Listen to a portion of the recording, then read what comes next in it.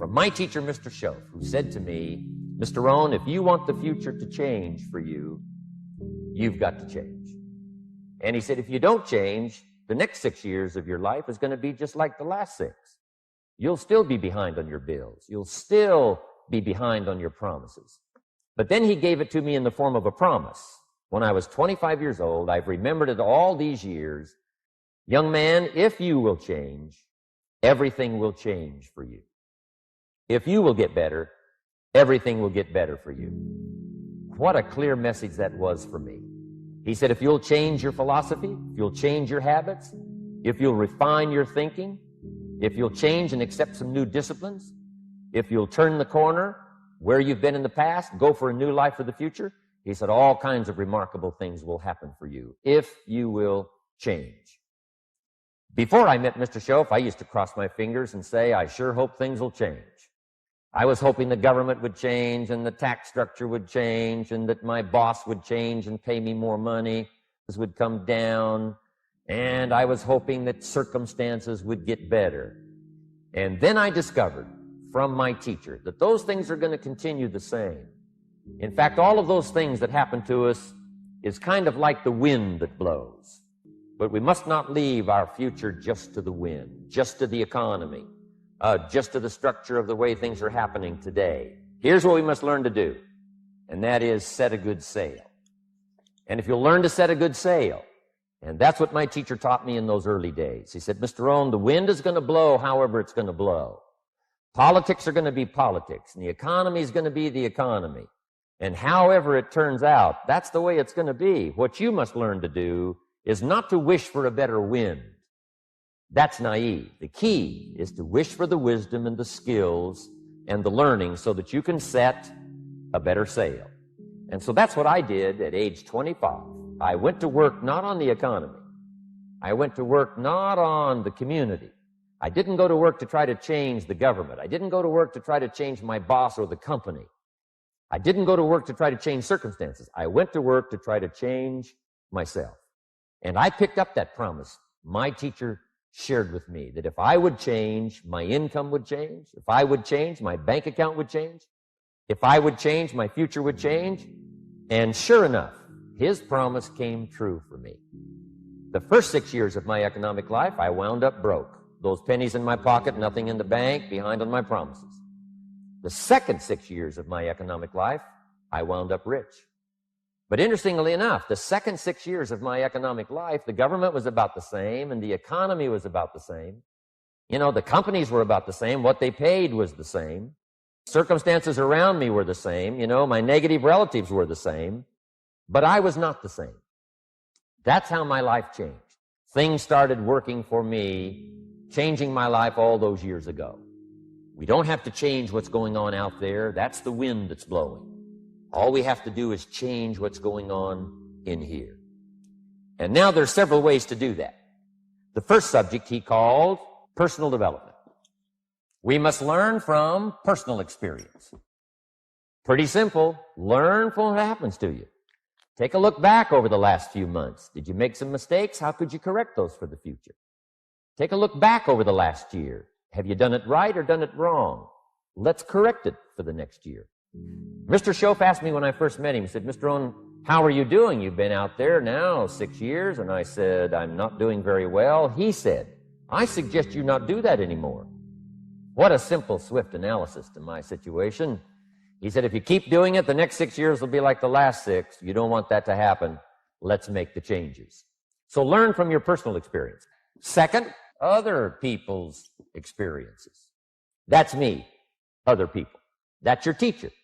That's your friends and colleagues, the people you meet that can pass along to you their experiences, what's happened to them, the mistakes they made, how they corrected them, how they changed their health and changed their bank account and changed their income and changed their future.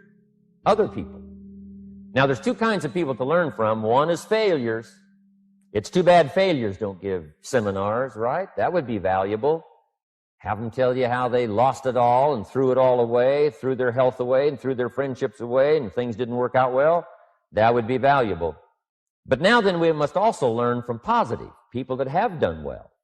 They've got the health, and so we ask them, how did you become so healthy? They've got the skills, so we asked them, how did you become this skillful? They've got the income, so we asked them, how did you get here in such a short period of time? So now here's what's important in personal development. In learning from other people, we learn, number one, by observation. We learn what we see. We watch people that are successful in what they do. In sports, we watch their disciplines. In business, we watch their disciplines. Second, we learn by what we hear. Learn by listening. And then listen to the sermon on Sunday morning. Listen to the lectures. Listen to the teacher. Listen to someone who's got something good to say. And then number three is vitally important on personal development, and that is read all the books you can possibly read in your lifetime. Mr. Schoaf got me started on my library. I've got one of the better libraries. And then I started keeping a journal. One of the major things my teacher taught me was to keep a journal. He said, don't trust your memory. If you hear something good, just make a little note and write it down. So I would suggest you do the same. Things that impress you, a poem that impresses you. When you attend a class, some of the ideas that impressed you, jot them down. You read something in a magazine, right? Some ideas. Take those out, put them in your journal. Keep a good journal the rest of your life. This will serve you well. So I want the same thing to happen to you. Value captured that you can resort to later. Go back over it and review it and let it become valuable to you. So that's my first subject, personal development. Work harder on yourself than you do on your job. Develop the skills. Learn the lessons. Take the classes. Absorb all that is being taught to you these days. And then later on, of course, you can sort it out, what's valuable to you and how to refine it for your business and for your life and for your future. But the main thing is to get it and start this process of personal change, personal development. And let me say it one more time. If you will change, everything will change for you. You'll never be the same. You'll keep growing. As you look back on a few months, look back on a few years, you won't believe the progress you can make. Economically, your relationship with your family, your friends, telling you that whole process of committing yourself for personal change, personal value, can really make your life unique and worthwhile. Now let's cover the second subject, setting goals. We need to take a look into the future. There are four things to consider in terms of attitude. One is how you feel about the past. Best advice I can give you on that is treat the past as a school. Let it teach you the mistakes you've made, the things that went wrong, the things that didn't work. Don't use the past as a burden to carry, and don't use the past as a club to beat yourself to death. Past losses, past failures, past mistakes. But let the past be a school. Tough school maybe. We've all been through some tough stuff. So if you feel good about the past, draw from it for experience and let it teach you. Then next is how you feel about the future. We've got to have the future well designed. The future is called the promise. The promise of the future can be an awesome force. Designing the future. There's two ways to face the future. One is with apprehension, and the other is with anticipation. I promise you, in my travels around the world, most people face the future with apprehension. And here's why. They don't have it well designed. They've sort of left that up to someone else to fix. But here's the best way to face the future, with anticipation. You can face the future with anticipation if the future is clear, if the future is well designed. In setting goals, it's very simple. Number one, decide what you want. You just take a little time. You sit down and say, what do I want? What kind of skills do I want? What kind of income do I want for the future? Where would I like to go? Places I'd like to visit. Habits I'd like to acquire. Skills I'd like to have. Economics, friendships, people you'd like to meet. When you've thought about what you want for the future, make a list. If the future gets clear, the price gets easier. Because you got to remember, for every promise, there's a price to pay. Everybody's got to pay the price. Everybody's got to do the deal. Everybody's got to do the disciplines. But here's what I've discovered. If the promise is clear and powerful, the price is easy to pay. The price is some classes. The price is a few books. The price is a few disciplines. The price is finding something that'll make your life better, make you grow, make you change, make you develop. So the first part of the key is to design the promise. Then, what is the price to pay? I'm telling you, the price will be easy, no matter where you are, where you come from. Color doesn't matter, religion doesn't matter, where you grew up doesn't matter, circumstances don't matter. I'm telling you, if you'll make the promise of the future clear for yourself, all of the values of life that you could possibly want, and be serious about it, I promise you it's an easy price to pay. Anybody can pay it. And the best advice I can give you is, if I can do it, you can do it. Farm boy from Idaho, raised in obscurity, I changed my life, turned it upside down, turned it all around, found economics, found future, found promise, and if I can do it, you can do it. So, start setting your goals and see if you can't get a better excitement going for the things you want to accomplish for the future. One of the major reasons for setting goals is for what they make of you in achieving them. My teacher advised me when I first got started at age 25, he said, "Jim, why don't you set a goal to become a millionaire? I'm here to help you." And he said, "Here's why. For what it will make of you to achieve it." I'm telling you, that statement changed my life. Set the kind of goals that will make something of you to achieve them. He said, now, once you become a millionaire, what's important is not the money.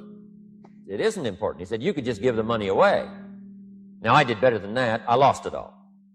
By the time I was 31, I was a millionaire. By the time I was 33, I was broke. But when I lost all my money, guess what? I found out Mr. Schoaf was right. What was valuable was not the money. What was valuable was what I became to earn the money. The skills I had, the knowledge I had about the marketplace, the values that I had going for me. They were more valuable than the money. And here's an important statement to remember. It's not what you get that makes you valuable. It's what you become. So part of the key here is to set the kind of goals that will make something of you. Don't set them too low so that you don't have to grow and you don't have to read and you don't have to try and you don't have to stretch. Don't set them too low. And then don't sell out. Don't go for something that's going to cost you your virtue or cost you your values or sell out your principles. There's a good middle road here to follow. Goals that will inspire, goals that will help you grow, change, develop, and become better than you are. Now here's my third subject, and that's called financial independence. Become rich by 40, 35 if you're extra bright, much sooner if you find an opportunity like I did. I like the phrase financial independence. I think it's every person's heritage here, especially in America, to become financially independent. Now, let me give you my definition of financial independence.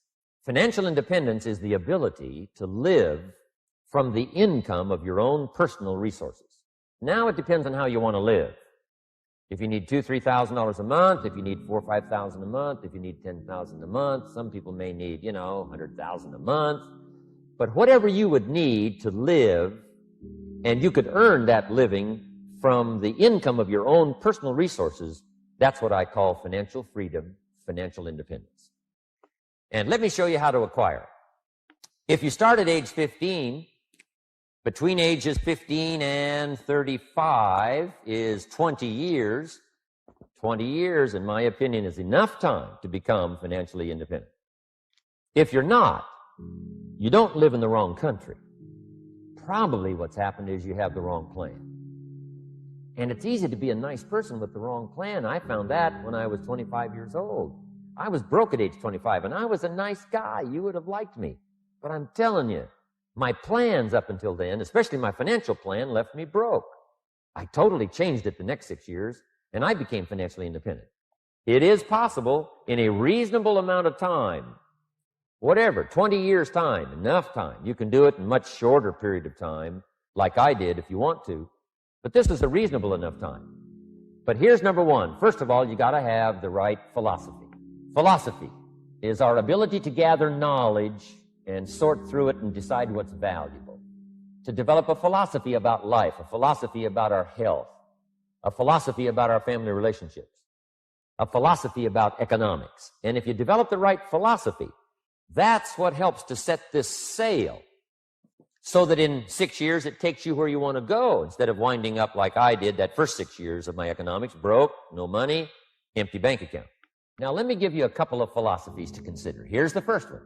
It's called the philosophy of the poor. Poor people usually spend their money and invest what's left. That's the philosophy of the poor. Now, here's the philosophy of the rich. Rich people invest their money and spend what's left. And here's the startling answer. It really doesn't matter what the amount is. What's most important is not the amount. What's really important is the philosophy. So I would ask you to adopt this philosophy. A person's economic future starts with a child with $1. Somebody says, oh, no, you're only young once. Let him spend it all. Well, when would you hope that would stop? Somebody says, well, wait till he's 50 and broke like me, and then he'll learn. Well, no, we don't want to wait that long. If I would have known earlier than age 25, I would have changed. In high school, if they would have had classes called Wealth 1, Wealth 2, I'd have taken both classes. I would not have waited until age 25. The earlier, the better. So what should a child do with $1? Here's the simple premise to begin with. Don't spend it all. They'll still say, why not? Say, let me show you why not. So you put them in your car, take them to the other side of town, and show them where people live that spend the whole dollar. Just drive around and say, would you like to live here? Kid says, no. Then you can't spend the whole dollar. Kids learn best by visual. Kids will get the message. Now, let me give you my best view of what to do with $1. Never spend more than 70 cents. Now, you got to pick some number, and the number you pick is going to be determined by your philosophy. It's going to be determined by what you've been taught or your experience teaching yourself. When I first met my teacher, Mr. Schoaf, I was at about 110% of each dollar. And then I learned a whole better formula for financial independence. Number one, don't spend more than 70 cents. Okay, what do I do with the other 30 cents? 10 cents for charity or church or helping people that can't help themselves. Projects that you feel good about. It's called being generous with part of what you've taken out of society.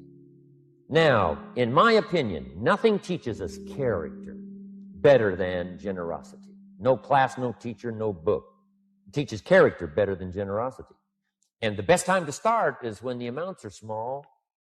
And I know if kids learn these lessons well, they'll give a dime out of $1, help people that can't help themselves, support worthy projects. So the time to start is when the amounts are small. Next, 10 cents. I call active capital. Active capital means do something to make a profit. Set aside a portion of your income. Wages are okay, but I'm telling you, wages will make you a living. Profits will make you a fortune. So set aside part of your income as capital, called active capital. Any kind of project you can possibly think of, you can possibly come up with. 10 cents out of the money you earn, set aside for capital. Capital to try your best to show a profit. Then you must jot this down if you're taking notes. Profits are better than wages. But you can make a profit long before you're eligible to start earning wages. And then there's no limit to profit. They can double and triple and quadruple. It's incredible how fast profits can grow. Wages make you a living. Profits make you a fortune. Now, the third 10 cents is vitally important. I call it passive capital. Capital you let somebody else use. A financial institution, stocks and bonds, mutual funds, whatever. Let someone else use it. You furnish the money. They use it to make a profit, but they pay you for the use of it called interest. And this passive capital, I'm telling you, over a sustained period of time, if you'll develop this little 10, 10, 10, and 70, especially starting at age 15, I'm telling you, by the time you're 35, you will be financially independent. You'll have the ability to live from the income of your own resources.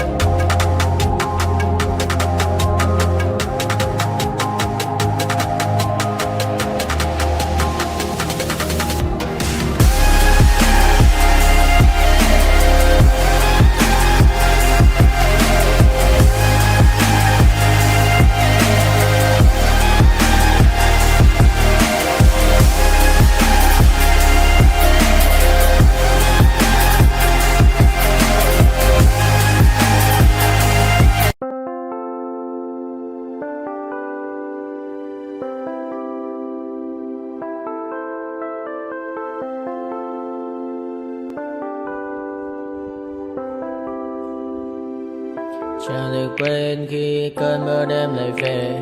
Em đã quên lời thề và ta như đông chìm sâu. Không còn mơ em anh nhạt màu. Em chỉ cần mơ bye bye.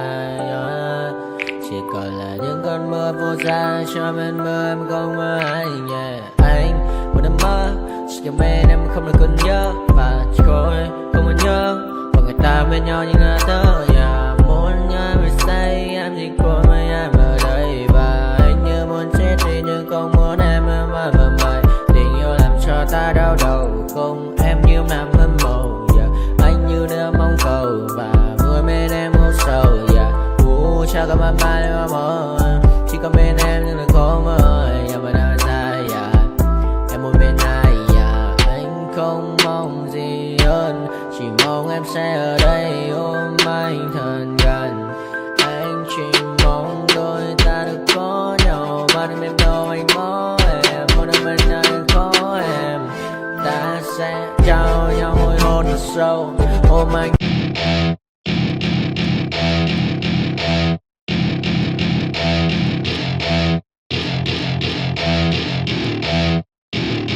Welcome to my party, we're just getting started. A life is a dream or a nightmare scarring. Hand me a drink cause I think I'm going all in. Get me a shrink who can catch me when I'm falling. Cover up my scars, flip the handlebars. Crashing in my car, wake up in a bar. I'll be a superstar, just on my avatar. This world is so bizarre, empty out the reservoir. Yeah, I'm taking 6 shots, yeah, straight to the face. And I wanna get lost, I'm sick of this place. Don't know how to stop when I'm feeling this way. So I'm taking 6 shots till I'm feeling okay. I think I'm going crazy, don't think I'll get home safe. So I'm taking 6 shots all straight to the face. I'm taking 6 shots, are you coming with me? I'm taking 6 shots, yeah, straight to the face. And I wanna get lost, I'm sick of this place. Don't know how to stop when I'm feeling this way. So I'm taking 6 shots till I'm feeling okay. I think I'm going crazy, don't think I'll get home safe. So I'm taking 6 shots all straight to the face. I'm taking 6 shots, are you coming with me? Sometimes you need to let loose, grab juice, get goose, tattoos, taboos, get screwed. Loosen up, buttercup, all those hate comments will never make you feel enough. We're all adequate graduates, heart full of calluses, but we know calculus. Damn, ain't that fabulous? Can't wait to apply all those mathematicus. But we can't.